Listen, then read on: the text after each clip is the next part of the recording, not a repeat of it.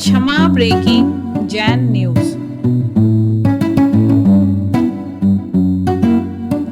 महाराज जी, मेरा ये प्रश्न है कि पहले मैं एक बात बताता हूँ।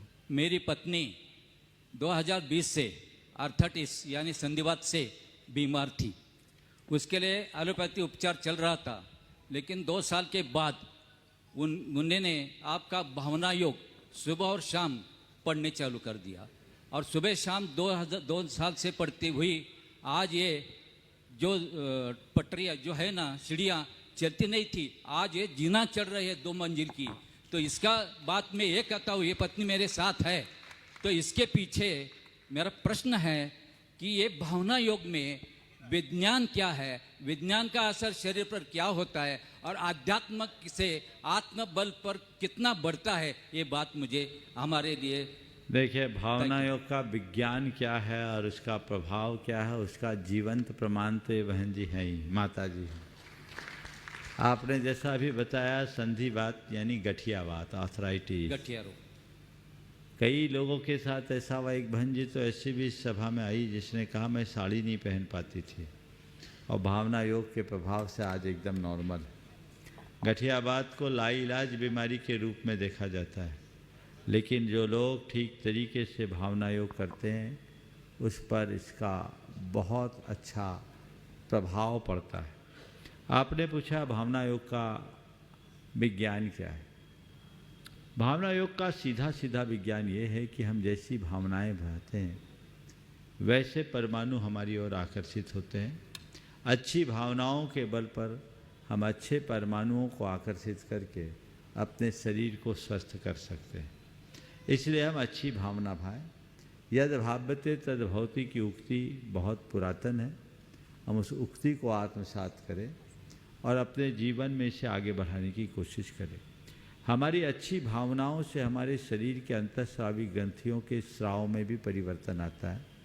जब हमारे शरीर की अंतःस्रावी ग्रंथि सकारात्मक स्राव करना शुरू कर देती है तो हमारे शरीर के जैव रसायनों में परिवर्तन हो जाता है और वह हमारे स्वास्थ्य को बेहतर बनाता है। इसलिए मैं सभी से कहूँगा, भावना योग एक विज्ञान सिद्ध बहुत श्रेष्ठ माध्यम है।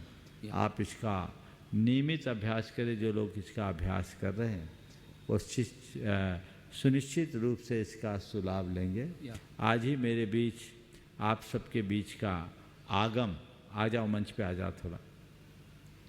आगम ये जो अंतरिक्ष विज्ञानी है, ये काफ़ी रिसर्च कर रहा है भावना योग पर। अभी अभी मुझे इस मंच में आने से पहले इटली में एक प्रेजेंटेशन दिया गया है और उसको लेकर के लोग बहुत आश्चर्यचकित है।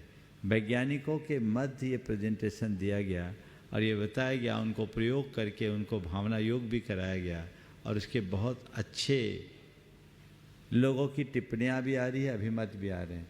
तो मैं चाहूँगा एक बार इसका जोरदार अभिनंदन करें।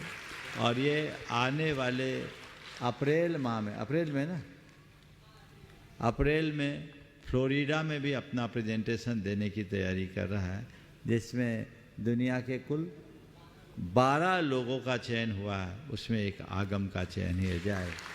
ये नियमित भावना योग स्वयं करते हैं और औरों को करने की प्रेरणा देते हैं।